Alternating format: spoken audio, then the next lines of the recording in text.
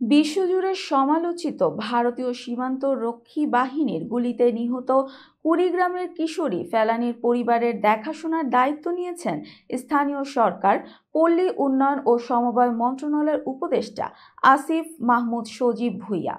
বুধবার উপদেষ্টা তার ভেরিফাইড ফেসবুক পেজে কথা জানিয়েছেন। ওই পোস্টে বলা হয়, ফেলানীর ভাই বোনের পড়াশোনা ও কর্মসংস্থানের দায়িত্ব নিয়েছেন উপদেষ্টা আসিফ মাহমুদ। এছাড়া পোস্টের ছবিতে দেখা যায় উপদেষ্টা আসিফের সঙ্গে ফেলানীর মা বাবা ও ভাই উপস্থিত রয়েছেন।